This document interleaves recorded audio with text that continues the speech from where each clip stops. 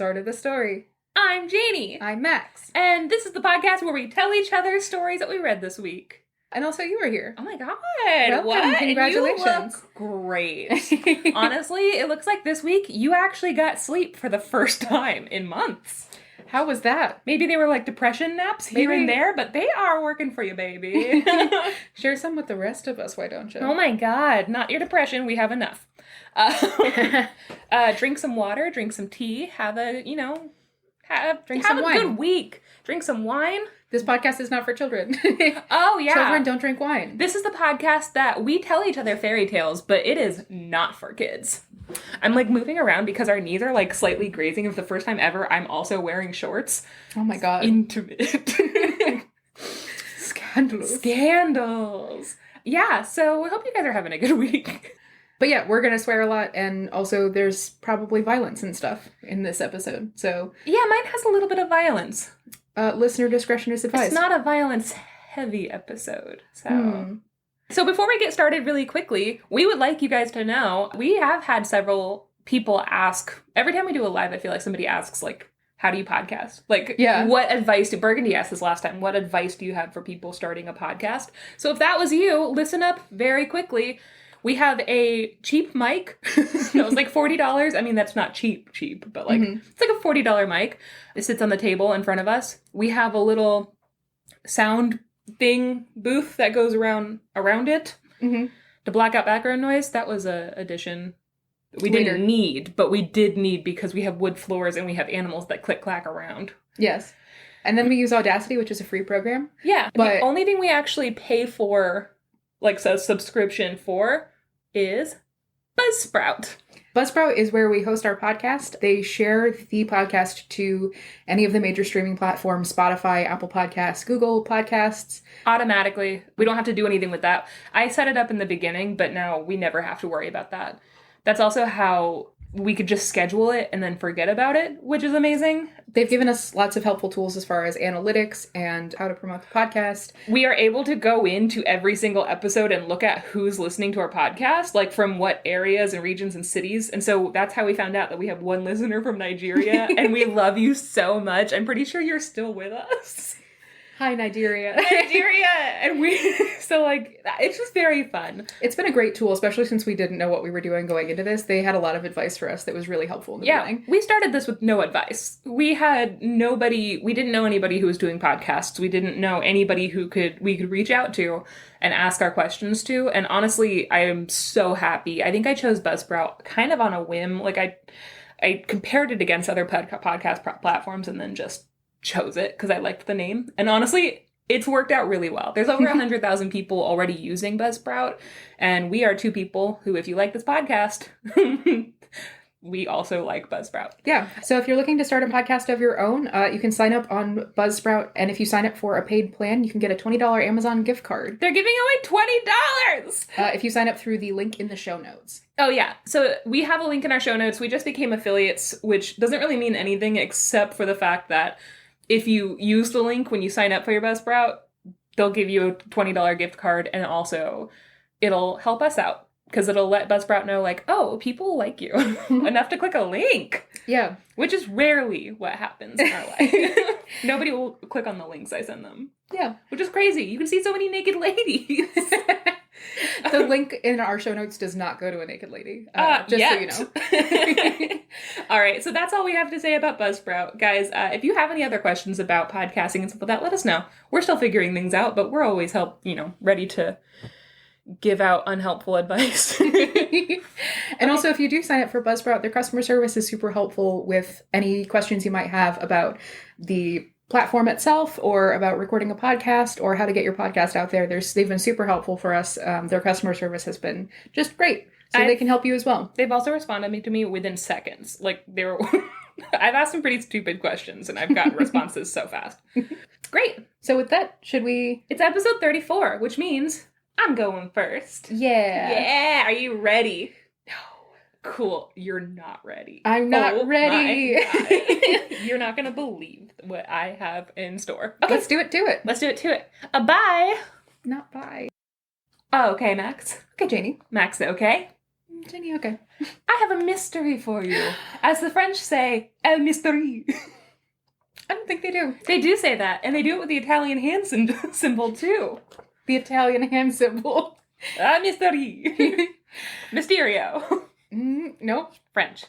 Okay, so this is called... Not at all. The Mystery of Melusine. And it is from France. And I'm not going to tell you where I got it from yet, because I want it to remain a mystery. Oh. Are you ready? Mm-hmm. Okay. So once upon a time, there was a French count and his son. It was his eldest son. He had many sons, but for some reason he's only out with this eldest son because that's his favorite, which is rude. Wow. I know. So they are out on a boar hunt. All of the other hunters that was in their party had gotten separated, and these two had stuck together. And at the end of the night, they hadn't found any boar, and so they stopped. Is it boar or boars? Boars. Okay, I think. No boar. No dog. I don't know. Weird. It sounds like it shouldn't have an S at the end to me. Boars. I think it's boar. Anyway, so they're on a boar hunt. They stop at night because the sun has gone down. They light a fire and they start to eat their dinner. And they're talking. And out of nowhere, a wild boar charges at them from the woods, just comes out of nowhere and starts to attack. So the son, his name is Raymond. What? Raymond? Raymond, the son, he stands up, he draws his sword, and he very valiantly, steps in front and he starts to attack the boar. And his sword glances off the boar and ends up stabbing his dad and killing his dad. That kid should not have a sword. I know, right?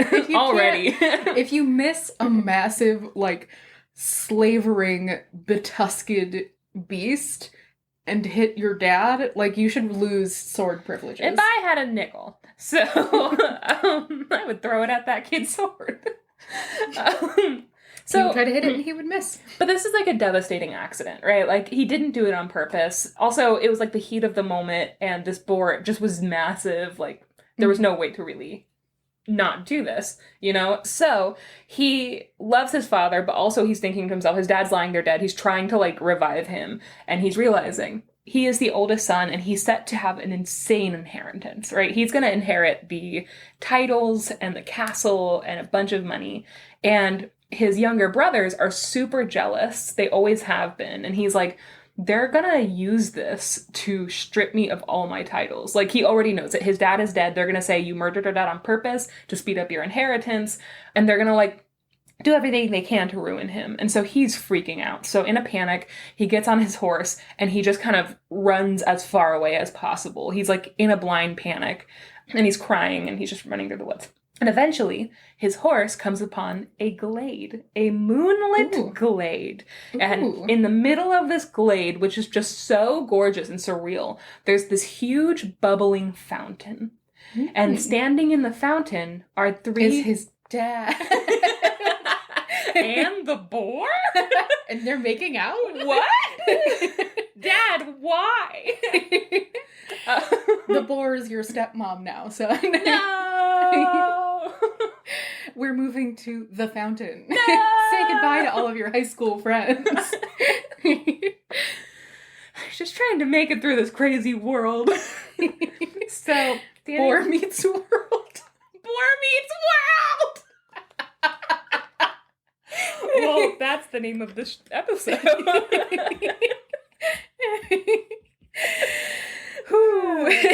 That's I can't wait to name this episode.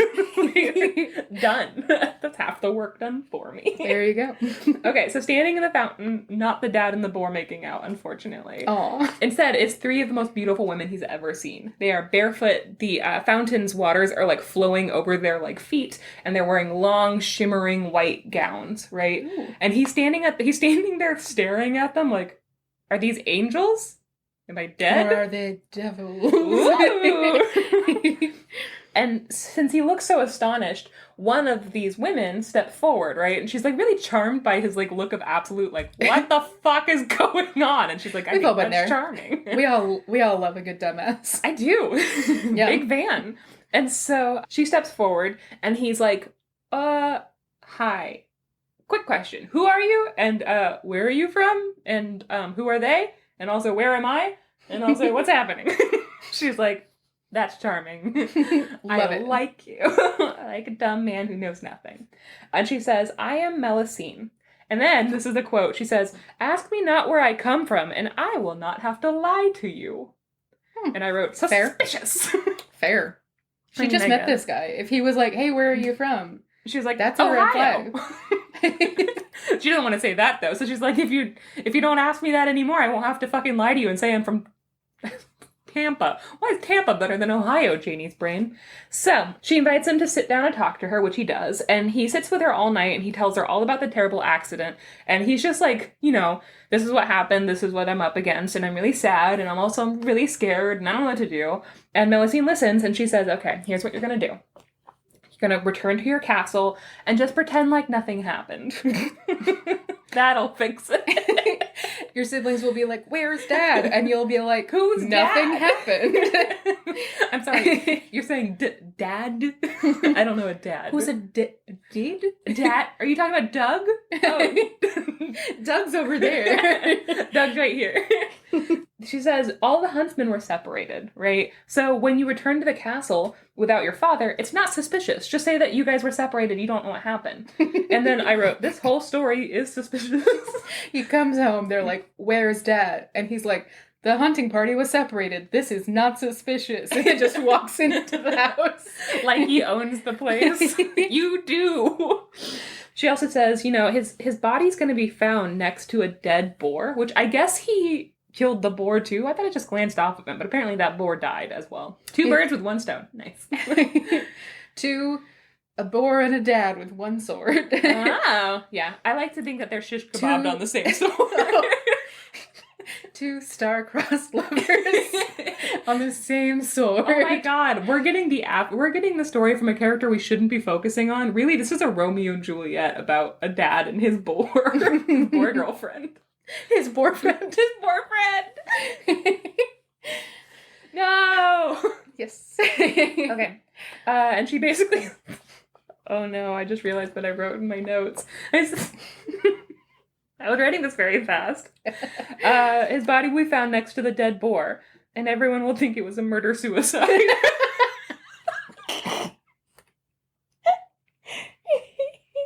Which is Romeo and Juliet.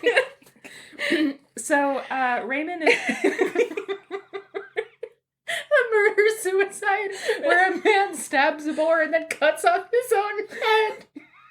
Or where the boar gores the man to death and then kills himself with a sword. Throws himself on his own sword. No matter how you spin it, it's too silly. And suspicious. So Raymond is really calmed by Melusine's advice and also by how beautiful she is. And at dawn, he's about to leave and he says, hey, okay, I'm going to go do what you said. That sounds great. Everyone will believe that my dad and this boar had a suicide pact. It's great. Really quick. You want to get married? And she's like, oh, yeah. And he's like, oh, sweet. Okay, I'll be back for you. And she's like, I have a condition. And he's like, oh, okay. Women have conditions. Reverse Benjamin Button. Meet me in the middle. No, not a condition. God damn it. She said... That's a throwback. It is. Go back to the episode with the snake prince. No, not the snake prince. It's the 3 snake leaves. The 3 snake leaves. Okay, so she says, yes, I will marry you, but only if you give me the land near this fountain and you build a castle here for me.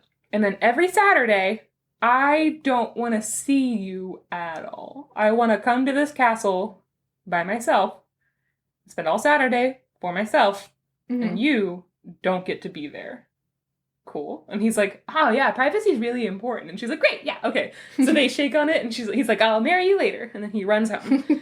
Their plan works. Everyone's like, no further investigation needed, Your Honor. Clearly this was a crime of passion.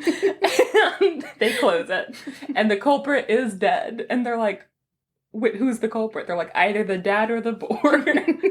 So I like that he immediately understands that ladies need their free time. Yeah. No questions. It's important to establish boundaries and, Yeah. So he follows her advice, he gets away with murder. Soon after, he inherits his fortune, and then he goes back for Melusine. And they have this beautiful wedding ceremony, right? He builds her castle next to the fountain. They have this beautiful wedding ceremony. And she reminds him of his promise to let her have Saturdays for the girls. By the girls, I think she just means herself. What happened to the 2 other ladies from the fountain? They never mentioned them again. And I'm like, Saturdays are for the girls. Excuse me. Saturdays are for the girls. Like, actually, Claire, Melissa, I inherited this land, so, like, get out. I like Melusine, Claire, and Melissa. Yeah. So she says, you know, on her wedding night, she's like, just remember, you told me I could have Saturdays for myself. You can never intrude. And then she says, if you do, we will be separated forever.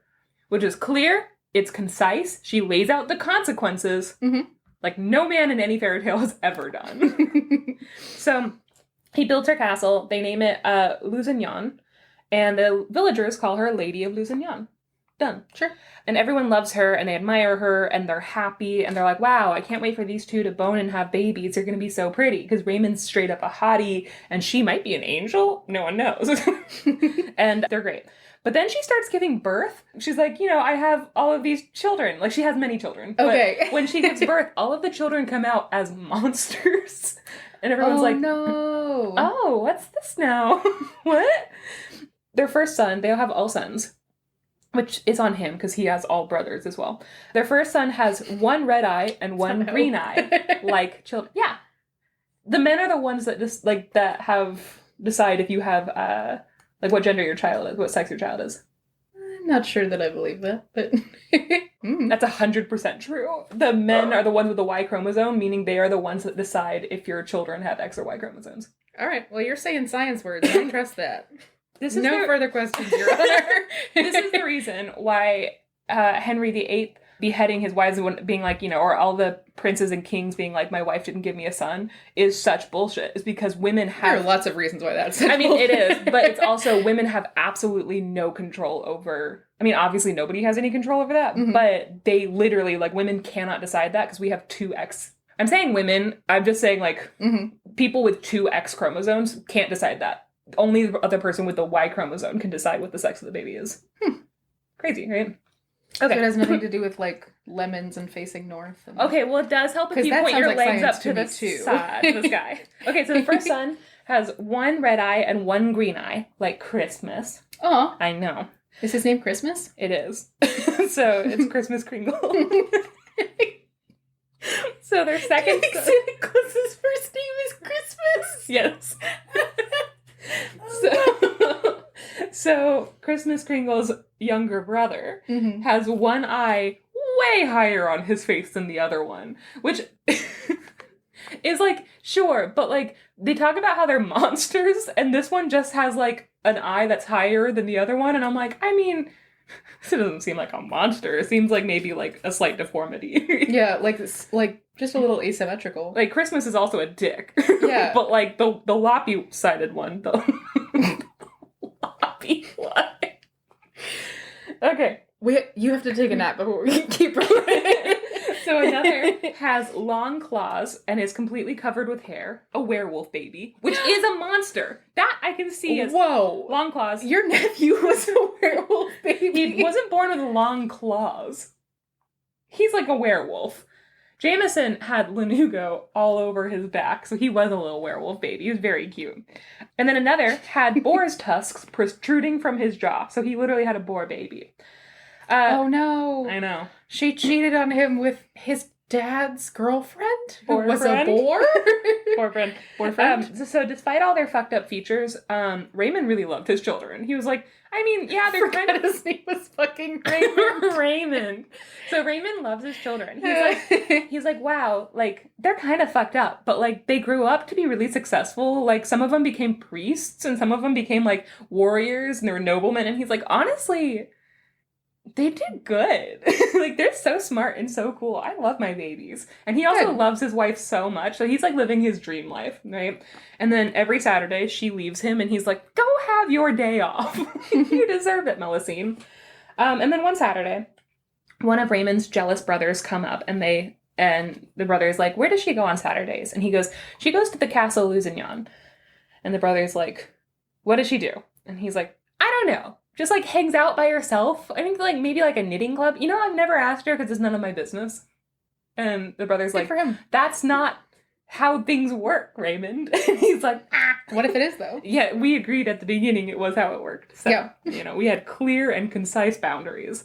And the brother is like, listen, you need to figure out what she's doing. And he's like, I really don't, though. And he's like, the villagers are starting to, like, spread rumors about her, and it's getting kind of dangerous out there. They're starting to say that either she's fucking some foreign prince, and she's going off every Saturday to have an affair, which seems like something that she could definitely do, or she's a witch, and she's in this castle meeting with her coven, and, like, plotting to fuck things up. Like, you have to dispel these rumors, because they're getting kind of out of hand.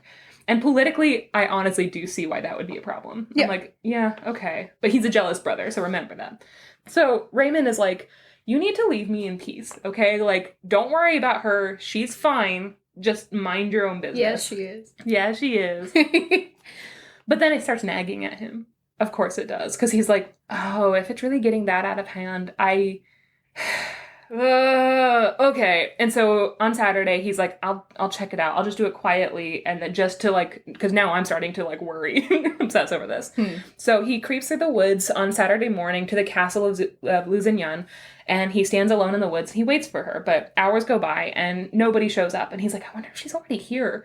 So he sneaks into the castle, and he's kind of, like, nervous because he's like, what if I find people here? But the castle's empty. It's completely silent, completely empty. And he's like, and he starts to check every room, and his heart is pounding more and more as he goes through every room of the castle because, like, she's not anywhere, and nobody's in this castle. And he's like, that's okay. But he also doesn't hear the sound of, like, witches cackling. He doesn't hear the sound of a foreign prince fucking his wife. He doesn't hear the sound of a boar snuffling. So he's like, I don't know. A ghost boar. A ghost boar.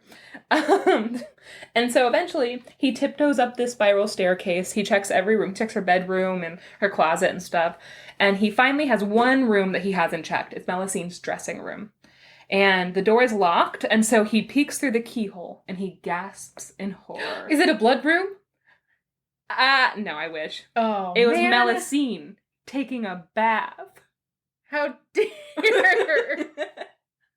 Not in our family! Snatch. Her entire lower half has been transformed into a long, shiny blue fishtail. Melusine is a mermaid! I'm so relieved because at the last second, my first thought was mermaid, right? My second thought was Selkie. My third thought was, what if she's a woman, but then, like, from the waist down, she's a spider? And I got really scared. I scared myself. I would never tell a Selkie story. I'm afraid of seals, you know this. That's true. I sent you an Instagram video that I thought was really funny. But it's of oh my god, I'm thinking about it and I'm getting a chill. Janey is afraid of seals and sea lions. I'm violently afraid of seals now in a way that I never have been before because I had a bad dream. And it really was a fucked up dream. But it has, like, it's in my psyche and I know it's like, Janey, you were not afraid of seals before this. But, like, I'm kind of sweating now thinking about it. But the video, it's... So I would make fun of you, but my heart caught in my chest thinking about the concept of a spider. So... I came up with a spider to be afraid of. And now you are. Yeah. We're just over here living our worst fears, guys. So, it's like when you tell your friend, like, okay, look, but, like, don't make it obvious. And then there's just, like, a seal swimming by, like, an aquarium window with this, like, face. Its eyes are, like, super round, and its face is just, like, so obviously pointed towards him as it just, like, casually glides past.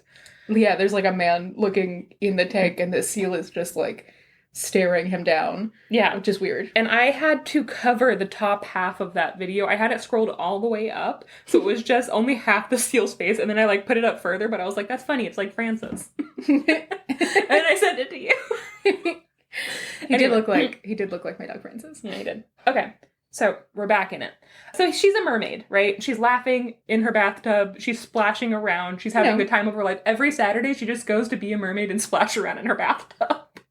She doesn't even do it in the fountain. She's just living like a Garnier Fructis commercial. 100%. And I just love that this is what she does on splashing water on her face and then laughing silently. She's by herself. Like, where are her friends? Where's Claire and Melissa?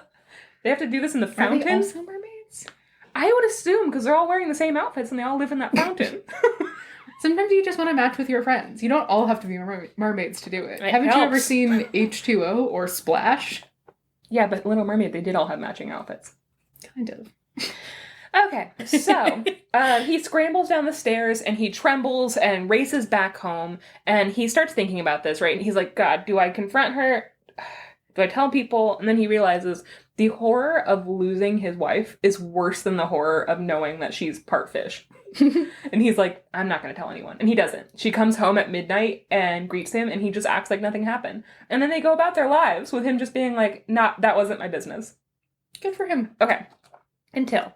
No. The story does. I still have 2 more pages of notes, Max. Well, you get very upset when I look at your notes. I do, and never do that.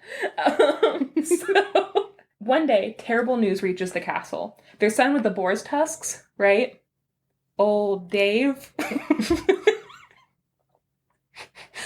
She has a mouthful of tea. She's trying so hard not to spit out. Oh no. Why have you done this? Dave the Boar. Dave the Boar. So, old Dave attacked a nearby monastery and killed over 100 monks, including one of his brothers. No. So now Raymond is devastated because, again, he loves his kids. And the fact that one of his kids went on a murder spree was bad enough for him. But also he murdered one of their other sons. And he is like, he doesn't know how to handle this. He's inconsolable. And he starts to think like, maybe this is punishment for me killing my dad. Like, I had a son who looked like a boar and now he's like taken everything. Like, what? Maybe this is my punishment from me. But then the more his grief kind of like eats away at him, he starts to become obsessed with the fact that like, maybe this is Melusine's fault. Like, maybe she's evil. Maybe she unleashed evil onto the world. And then like, what if the other kids follow? What if this is the thing? Like, she's a monster. And this becomes the thought that's just eating away at him. With his grief, he cannot see reason. And so one day, he's freaking out and she tries to comfort him and he pushes her up and he yells, "Away from me, you hateful serpent, destroyer of my kindred." And Melusine looks in his face and then faints. Which I call bullshit. Nobody's ever fainted. So, I fainted. no, you have not. Yeah, I did. No. You think you fainted, but really you died. So he feels terrible. He tries to revive her immediately. He's like, I can't believe I said that out loud. He tries to revive her, and when she awakes, she throws her arms around him and she cries, "Oh, my love, I must leave you now, for my privacy has been violated." I wrote, you go, girl, but also extreme. Also, how did she know?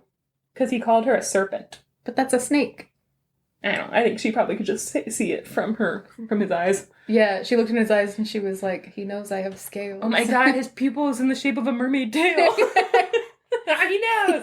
And she tells him, "You have stolen my deepest secret." And with a wail, she rushes out of the castle, leaving her Leaving hoof prints. She's a boar. Oh my god.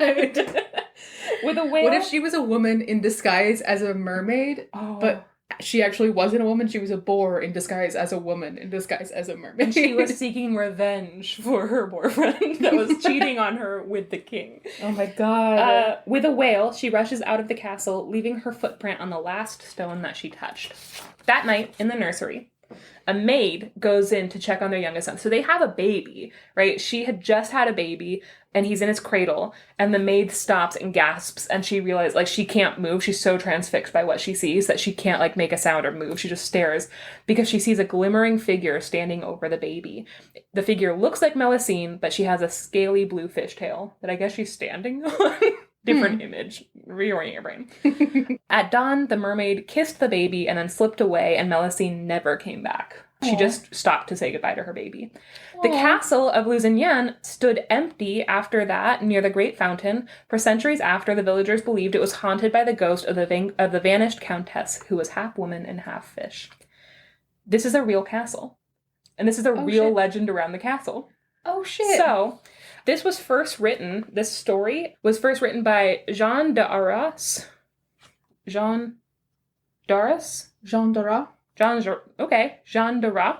Sounds good. Shonda Rhimes. Shonda Rhimes. This was first written by Shonda Rhimes. Now, hear me out. In 1382. Ooh. I know. In 1382, Shonda Rhimes sailed the Lysistrata blue. Yeah. So basically, they call it Melusine, the legend of the Lusignan feudal dynasty, and they say it's how the noble and powerful fortress of Lusignan of Poitou, or Poitou. I do not speak French. Again, freedom fries. That was my childhood. How the noble and powerful fortress of Lusignan of Poitou was founded by a fairy. So they believe that she was a fairy. Mm-hmm. It was translated into English around the year 1500, so written about 1382 to 1394, around that time. In 1500, they translated it into English and printed it throughout the 15th and 16th centuries. It tells the tale, part historical, part myth, part legend, of the Lusignans, a feudal dynasty hailing from southwestern France and the region of Poitou. So, then I found it in this book here, The Mystery of Melusine. I found it in the book Mermaid Tales from Around the World. Ooh. By Mary Pope Osborne, illustrated by Troy Howell. These illustrations, first of all, the cover is beautiful, right? It's a mermaid. Gorgeous. I like her long tail. Yeah. These are mermaid tales from around the world, right? But the illustrations are all like medieval, like for this story, are medieval illustrations. There's a medieval illustration of the guy with one eye that's like a little crooked, and he looks like a Picasso painting. He does. And it's the werewolf child as well as there, right? Oh, I love him. But when I first saw this, I didn't even notice the werewolf child because the guy with the higher eye takes the stage, which is wild. But I just thought, like, this is hilarious. They're copying the medieval paintings and making them look really fucked up. And then I read the story and I was like, oh, he's a real character in this. Okay. So yeah, these are beautiful illustrations that Troy Howell has, like, there's the boar tusk child. And he's holding the footprint. Plaster cast of a foot. It's her footprint that she left on the stone. Or maybe he's a crime scene investigator. But we have Native American tales, a Manana of the Waterfall, which is, So he tailors the illustrations to the cultures that he is supposed to be representing. So we have a Greek tale that has, like, the ancient Greek, like, what you would see on the vases. The Irish tale, which looks more like a family portrait. So, like, it's just, he did a really good job. There's a Nigerian tale, The Fish Husband. So there's not only, like, mermaids of, like, young women, there's also men represented in this, like, mermen and merfolk. Yeah. I just think it's really fun. It. The Japanese tale, look at her riding a dragon. All of these illustrations are gorgeous. So, yeah, it's a beautiful, gorgeous book representing many cultures, and I think, honestly, doing a really good job. So the last thing I want to say is I was like, Mary Pope Osborne sounds so familiar. And her writing style is so familiar. And I was like, these are beautiful fairy tales. She did an amazing job. So I looked her up. She's the author of The Magic Tree House. Oh, shit. Yeah, right? Oh, my God. Iconic. She's an iconic writer. And a huge, obviously worked with Scholastic quite a bit. So, yeah, so this is, I can vouch for this book. It is delightful. All of the tales are so well told. And they're pretty empowering for women, especially. There's not a lot of Disney Little Mermaid damsel in distress things going on. Like, there's a lot of, like, Melusine being like, you just violated my privacy. I set a boundary and you crossed it. So, bye. Yeah, a lot of that. I love it. Every year for Christmas, when I was a kid, I used to reread Christmas in Camelot, which is one of the Magic Tree House books. It's my favorite one. I taught my children in China. We learned from the Magic Tree House books. And they love them. Those books are so good. They are good. They are not historically accurate, but they are super fun. They are really fun. Yeah, definitely not. Okay, so that's my story. That's sort of the story. I love it. Yeah. I love it. I love her shiny fishtail. I also got a mug that is mermaid themed. Oh, for the occasion. Has a mermaid mug today. Yeah. But yeah, I also love that this is a real dynasty. This is the actual myth regarding the castle of Lusignan, like the family, and Melusine is like a real, like, fairy myth that has followed this family in this area.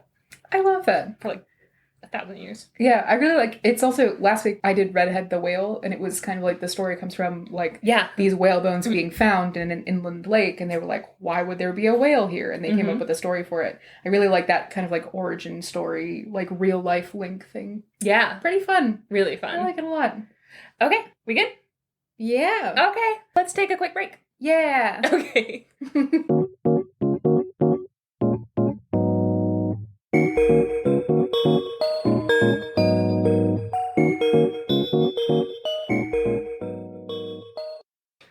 Recordando. French. You're going Italian? I feel like I have to say that you're going Italian. Ricardo. No. French. That's more Spanish than anything. Ricordo. You're right. I was thinking E-A-U-O. E-A-U-X, I guess, because I'm E-A-U and it's oo. Ew. It is O in French. That's like water is l'eau, which is E-A-U. Dough? L'eau. L'eau.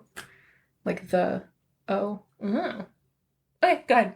Anyways, that's your little French lesson for the day. I am furious. That was a trick. So, I am telling a story for you this week. No way! Shocker, right? This is actually, I know that we say a lot of times like, oh, things that we read this week, but a lot of times we go out and look for stories. This story I actually happened upon, and I looked it up, and I was like, gosh, I gotta tell Janey this story. Exciting! Really excited about it. That's what this podcast is all about. So, I will preface this by saying, please listen to the whole thing, because some of it is not true. So don't go saying that everything I say is true, because I will tell you what it's not true and what is true. I'm cutting this part out. Everyone's gonna go spreading this information. I have the power. Listen to the words I am saying. All right. That's all you're going to get. It's going to say, so I have a story for you. And then it's going to cut to, listen to the words I am saying. I'm being taken out of context. This is fake news. Okay. All right. Our story begins. July 1704 in Mobile, Alabama. Okay. 23 girls arrive on an island off of Mobile, Alabama. Was it Mobile, Alabama then, or is it just the area? Modern day Mobile, Alabama. I believe it was still called Mobile then, but... Really? In 1704? Mm-hmm. Jesus. Trying to think if any of the colonies were in Alabama. The French were. Okay. So the French had just started to move into the U.S. They were colonizing southern areas like Louisiana, Alabama, Mississippi, Florida, parts of Florida that weren't being already taken by the Spanish. These settlements had just started up. It was primarily men in the settlements. They had sent like able-bodied men who were able to, work the land, build houses and things like that. That was the first group to come through.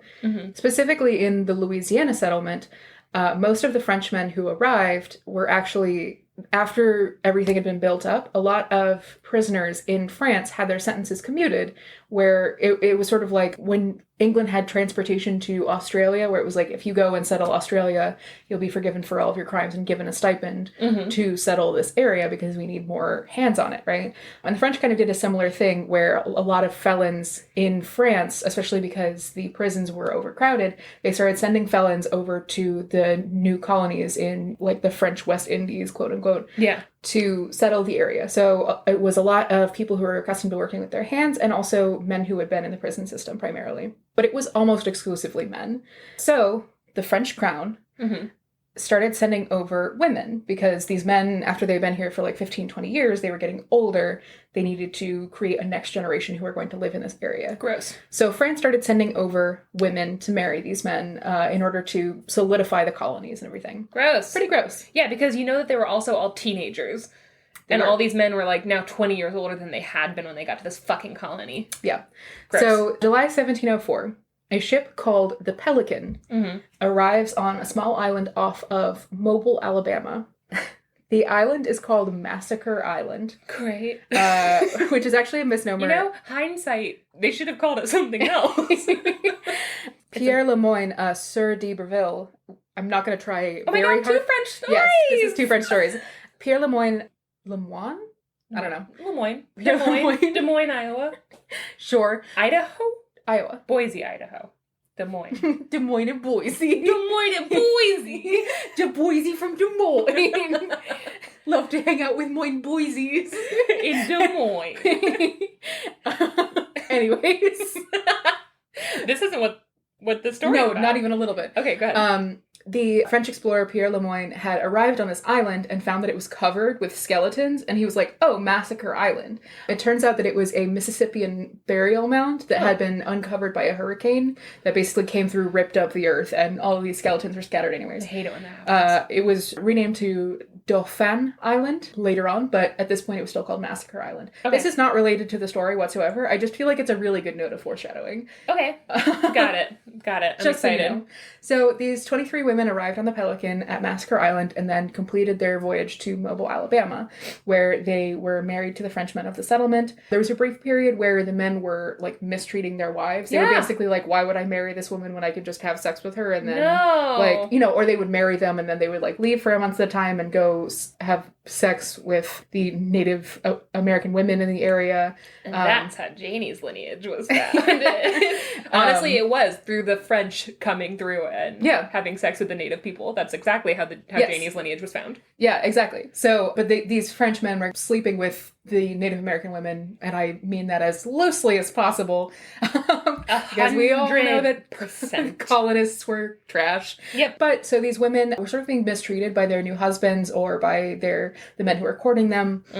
And so they staged what was called a petticoat revolt, where they basically said, like, none of us are going to fuck you until you start treating us right. Lysistrata. Yeah, and it worked. These women were called, what were they called? The Pelican Girls. There is currently a society in Alabama that is 23 women who, it's like a big sister program kind of, where when you leave the program, you nominate a new Pelican Girl, but there are always only 23 of them because there were 23 Pelican Girls originally. Oh my God, I love that.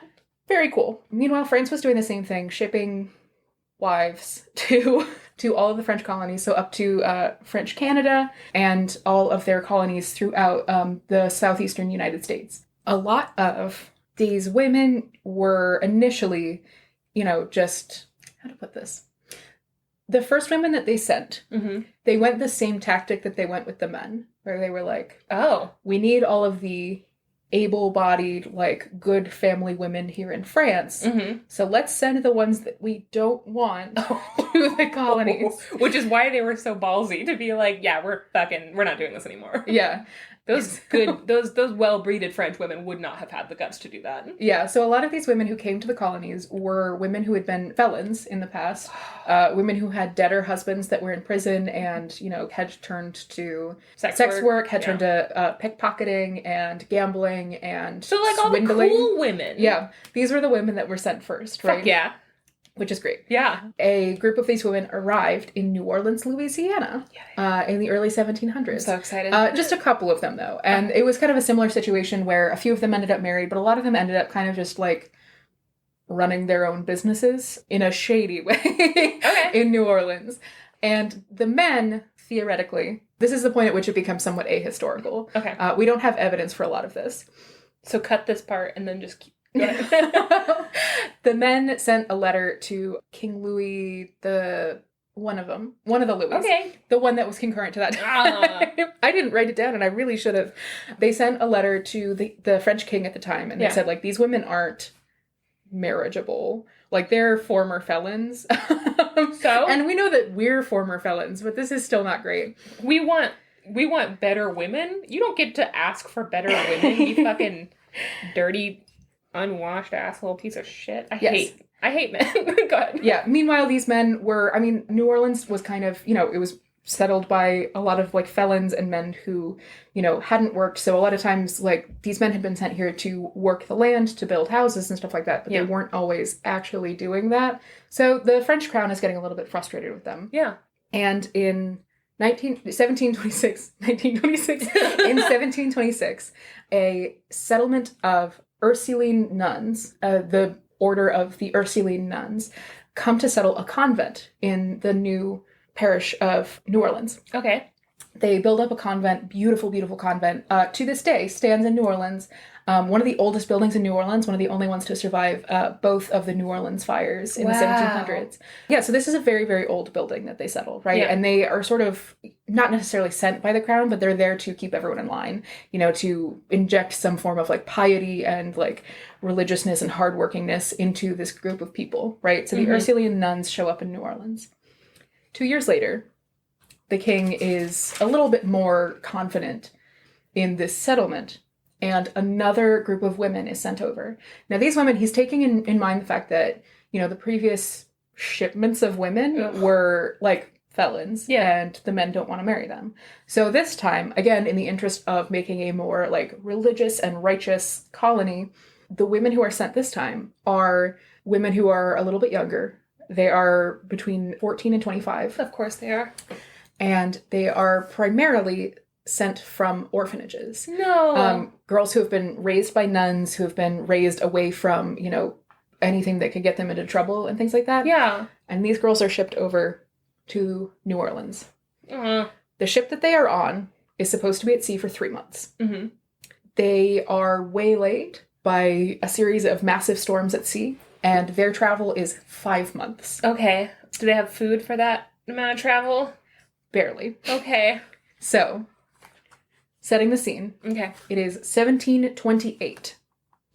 A massive ship sails into the harbor of New Orleans, right? It docks at the harbor, and all of these men who've been waiting for appropriate marriage material for years watch women walk off the ship. Mm-hmm. These women are all French women. They are all white women. Okay. They have all been below decks for 5 months. Oh, okay. Because they're women, they're not supposed to be above decks. They don't want to be in the sun. Like, they don't want to be around sailors. So they've been below decks for 5 months on a ship that had less provisions than it needed. Yeah.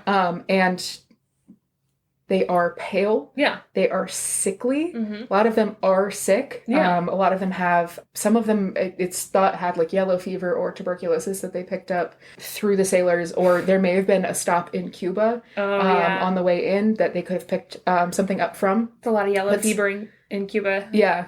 These women are sickly, and their skin is blistered from being under the ship, and they are wearing like ragged clothing, and they each have with them a case containing all of their belongings. They've come with all of their clothing and their dowry and everything from France to the New World.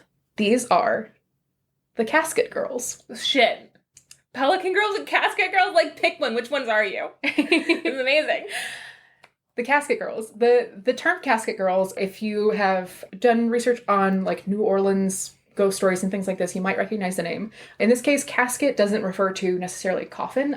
Casket wasn't used to mean coffin until the 20th century, primarily. Okay. Before it was a coffin, or, I'm not sure what the other appropriate term would be, but you wouldn't have called it a casket in this time period. A casket is a French word for a small box. Like when you think of a cask of wine, it's like a small cask. Oh, cute. Okay. So these were these boxes that these women came with. There's a bunch of stories saying that, they were like coffin-shaped boxes, and the men were like, what?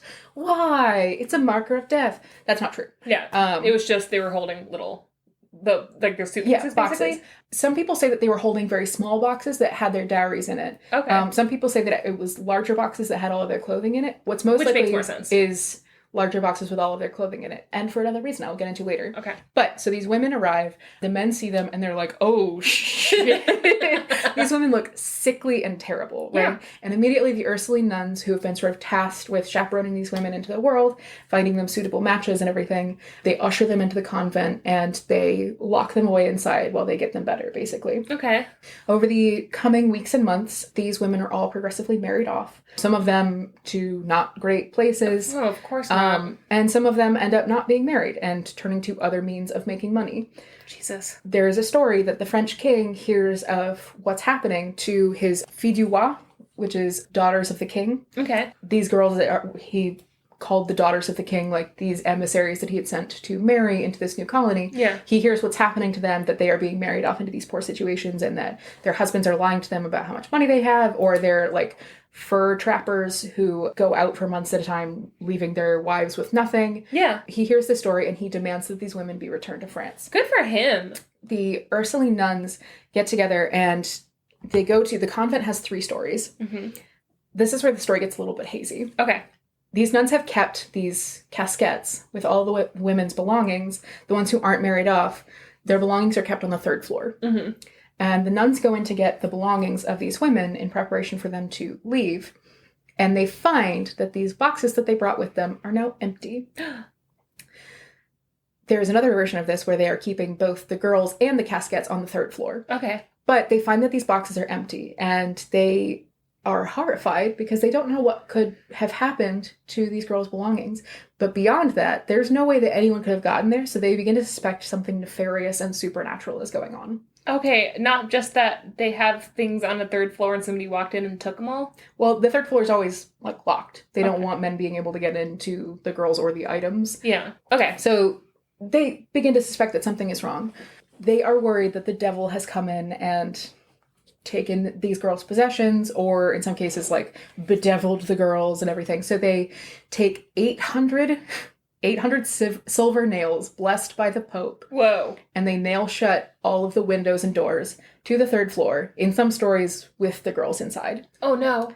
The story that goes around is during this time, there was lots of disease, lots of just constantly. Yellow fever from the ships was completely racking the land. People had tuberculosis. They were dealing with moving from France, which is, very cool, wet climate, to the tropics. Yeah. So a lot of people who moved there ended up with lots of diseases, not to mention like mosquito-borne diseases and things like that. That's yellow fever. Yeah. And that was a huge fucking problem at this time. Yeah. So people are sick. They are dying. There are more bodies than anyone knows what to do with. And especially in New Orleans, people were buried above ground in crypts because the ground is not solid enough and it floods so often that if you bury people in the ground, they're going to get washed back up. Massacre Island. Yeah. Yeah, exactly. The story says that since the girls landed, the death toll in New Orleans has doubled. Well, I mean, yeah, they probably brought a bunch of disease with them. Probably. The story also says that when the girls landed, men noticed that they were coughing blood into their handkerchiefs. Okay, tuberculosis. Sure. Listen. The story also goes that after the nuns nailed the windows shut, sometimes they would hear horrible shrieks in the night. Neighbors' crops would go dead. There's a mention of a detail that I'm not sure I understand, but they said that all the girls' hand mirrors went missing. I don't know what that means, but that was a detail that stuck out to me. Well, I mean, that makes... This goes back to your Bloody Mary episode of, like, mirrors and shit. Yeah. Okay. So the story goes that these caskets, these large boxes that these girls brought with them, were either empty from the beginning. Oh. And the girls had been using them to sleep in, or that they had been carrying human or non-human cargo. What? I.e., vampires. What? Yeah. What? This is a vampire and mermaid episode? Yes. What? So, the story goes that these girls were... One of the stories is that these caskets had vampires in them, and that the reason why the girls looked so sick when they arrived was because on the passing over from France, the vampires had been feeding on them, and that's why they looked so sickly. Okay. That's why they were coughing blood, and they looked so pale, was because the vampires had been feeding on them. Or the story goes that maybe one vampire boarded in France and infected all of the women, or that these women were actually sent by the devil to bring... And this is a weirdly specific detail that I don't like. This whole story reeks of, like, racism and, like, ethnocentrism and everything like that. Ugh. But specifically, they say that a vampire from, like, Eastern Europe came in with these girls from France to punish the wicked in the settlement of Louisiana and everything. But the story also goes that these girls, when they nailed shut this third story, they nailed either the girls or the vampires inside. Ooh. And that they're still in there to this day. In the monastery? In the convent. Ooh. The truth of this story. Okay. I'm going to get to the bummer parts. Okay. So, the truth of this story is that vampires are real, and they can prove this. Right? The end. The modern day iteration of the Ursuline nuns have denied that they ever were interacted with or anything like that with women in the New Orleans settlement. Oh, okay. They said that they were not sent to chaperone them, that they were just sent to build a church, and that there's no record of them ever having women staying in the convent and being, like, prepared for marriage. Okay. There's also no record of the ship being sent to New Orleans, which could just be poor record keeping in terms of, Yeah. It could be that the record is lost, but there's also just no record that says that these girls were sent at all. We know that the Pelican ship was real. We don't know about the girls who came to New Orleans. In fact, there's no evidence that brides were sent to New Orleans at all, ever. Okay. The shutters on the 3rd floor, which are still nailed shut to this day, people point to that as, oh, they're nailed shut. It has to be for a reason, and since it's in a convent, it's probably something devil associated. Yeah. The truth is that they're hurricane shutters that were installed 100 years after 1928. Yeah. And that's why they're nailed shut, is to prevent... I'm sorry.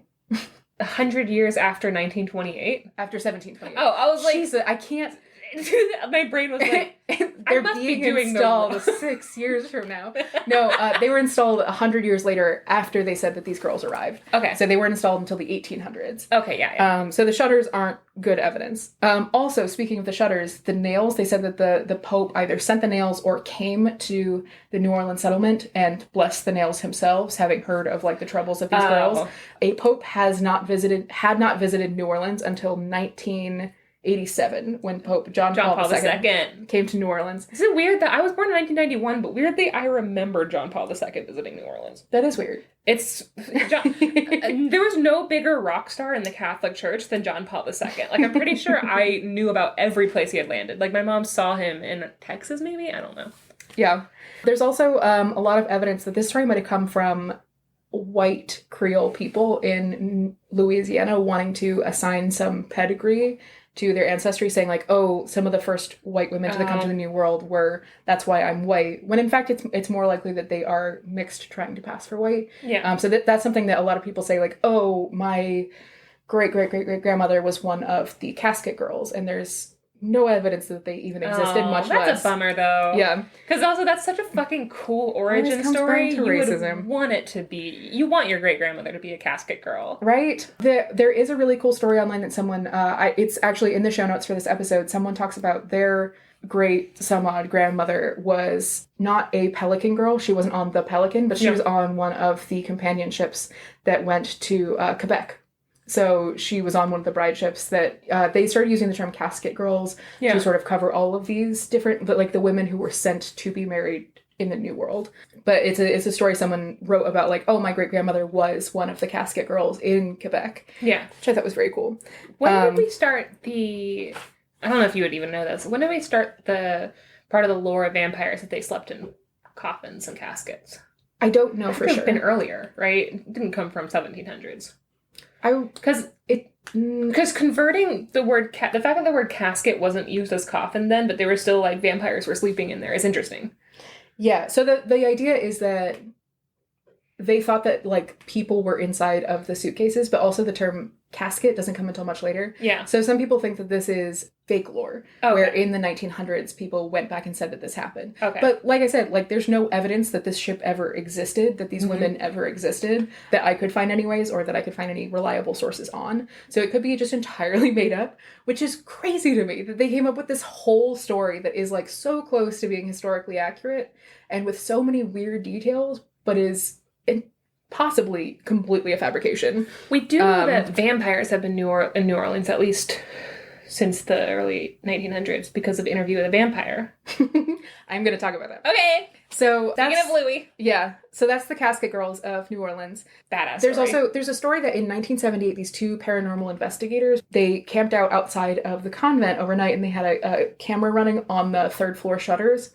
And when people arrived in the morning, it's open to the street, basically. When they arrived in the morning, they found the two paranormal investigators dead and drained of blood and the tape missing from the camera. Also, no evidence of that. There's no, like, crime scene or anything like that. But that's part of the story is, like, the modern iteration of, there's a woman who in 2013 said that she went on a ghost tour. She walked past the convent on her way out for the ghost tour, and then she walked back to her hotel on her own. And as she was walking back, she noticed that the shutters were open. And then she came through the next morning and they were closed again. So the idea is that the vampires come out at night through the shutters and everything. Anyways, it's a whole thing. But that's New Orleans. Amazing. That's where the beginning of the New Orleans, like vampire, the quote unquote beginning. We're not sure when the story actually originates from, but that's the earliest account of vampires in New Orleans. I came up with a couple of other ones. In the 1930s, there is a story that there were these two brothers, the Carter brothers, who were basically serial killers who purported to be vampires. And police found this woman running around on the street, like screaming her head off and bleeding. And they were like, what happened? And she was like, I was kidnapped by these men. They have all these victims tied up and they've just been draining them of blood and drinking their blood. And then the police showed up at the crime scene, found it exactly as she described.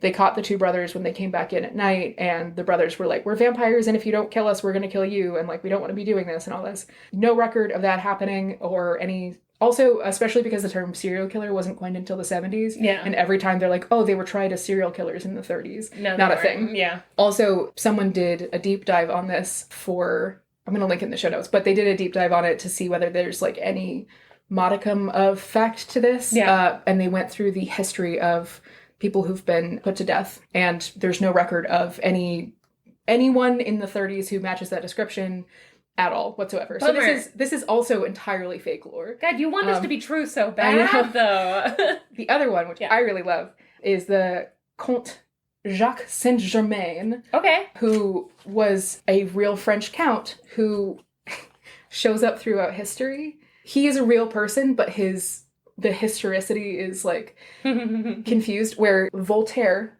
King Louis XV, and the Italian philosopher and adventurer Casanova all knew Comte Saint-Germain. And, what? Yeah, and like they were like, he's the coolest guy we've ever met. And like those are the people who liked him. And he was like, he would talk about things that had happened hundreds of years earlier as though he had been there and everything. I mean, but I do that. Yeah. You do that. You're doing it right now. For sure. But he passed away in, I believe, either the 16 or 1700s. Yeah. And then in the 1900s, someone showed up in New Orleans whose name was Jacques Saint-Germain, who looked exactly like the descriptions of Comte Saint-Germain and also acted, and he would throw all these lavish parties and tell people stories and everything like that.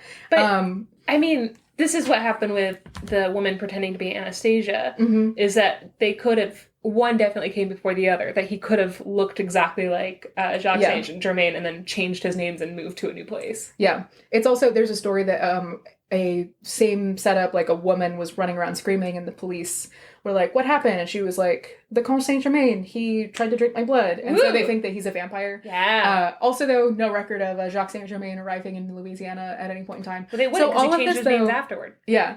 But all of this is completely fabricated, which is so fascinating to me. It is like, comes from nowhere, and all of it is based on details that would be like fairly easily verified. But the fact that this is so ingrained in the story of New Orleans is so fascinating to me, because I get into conspiracies because I think they're fun. Yeah. But like, if, let's say, there's just too many of them. Let's just say the Casket Girls were real. Okay. Vampires plague Louisiana. The government has been erasing all notes of it. And that's why we don't have any details about any of this. And also why there are so many details that can't be confirmed, but are like so specific. Anyways, I think that Louisiana is the true home of vampires. There's a modern day group of people who consider themselves vampires and live in New Orleans and drink human blood, and that's real. It's in more real life, but believable to me that there are vampires in Louisiana than there are vampires in Alabama.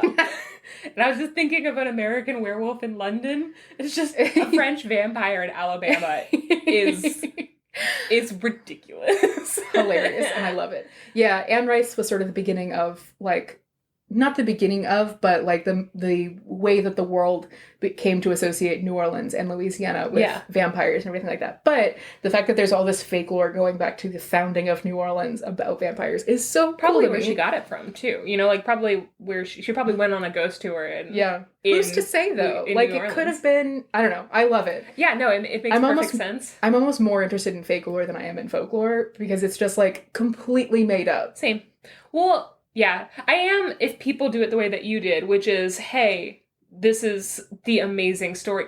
Because here's the thing. We love an amazing story. Yeah. It doesn't take anything away to be like, that's actually not the truth, but here's the real truth. And then being able to just tell the story, I don't know, it's ethical. Yeah. I like fake lore a lot, but I don't like it when people try to pass it as folklore. Oh, yeah, for sure. It gives it a bad name. I also just love the idea of these, like, sickly women all in white coming out of the ship. Yes. And then in the middle of the night, like, breaking out of the convent shutters and feeding on the livestock cruel men of early New Orleans. Also, fuck them boys. Yeah, fuck them boys. Fuck them boys. Yeah.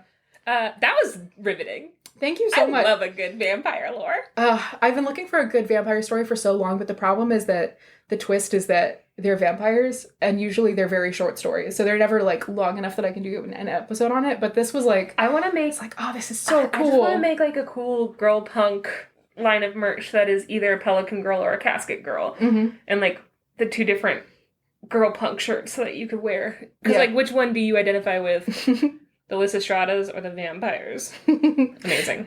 Also, we live here in Savannah, and one of the founders of the Greyface record store and museum started a band with two of their friends called the Casket Girls. Amazing. Yeah. Amazing. Super fun. Yeah. Anyways, that's the Casket Girls, the Pelican Girls. Love the idea of these women coming and fixing. And standing up for themselves. Yeah, it was great. Absolutely love it. In a very French way, too.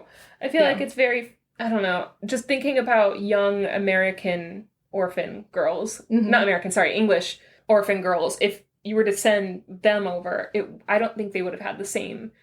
Again, it's very ballsy to be like, hey, treat us better or we're not fucking you anymore. Yeah. I don't think young English orphan girls would have those convictions or would be able to organize in that way just from breeding, you know? Yeah, I think also the fact that the first groups of girls were felons. I love that. I think that U.S. history would have been shaped differently if none of the people who came here first were felons, and I think we would be worse for it. I think the fact that a lot of them were people who didn't believe in, you know, law as such and were more concerned with, like, keeping themselves alive. I think that that's part of the reason why the United States has been relatively successful in some ways. Up until recent years. Oh, well. Depends on who you are, but... Anyways, that's true. Just a cool story that was very fun. And those were sort of I like how literally those stories were all sorts of the stories. Yeah. You have to branch out. You were telling sort of the stories. Exactly. Yeah. Super fun. Also, I came across this watching the originals, which is a bad show, and don't watch it. Oh my god, I can't believe... Yeah, you know what? We're not doing it. It's bad. Okay. Well, I think we done did it. Yeah. How fun. Mermaids and vampires. Just badass girls all around. Get it, girls. This episode is for the girls. It's for the girls. Even though it is going to be called Boar Meets World. It's going to be called Boar Meets World, but don't worry about it. Okay, guys. Well, go to our show notes. If you're thinking about starting a podcast, go to our show notes.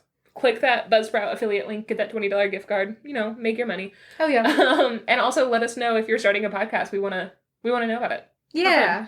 And you can follow our social media. It's sort of the story, all one word, on Twitter and TikTok and Instagram. Goodreads, if you want to see these books. Well, my book, specifically.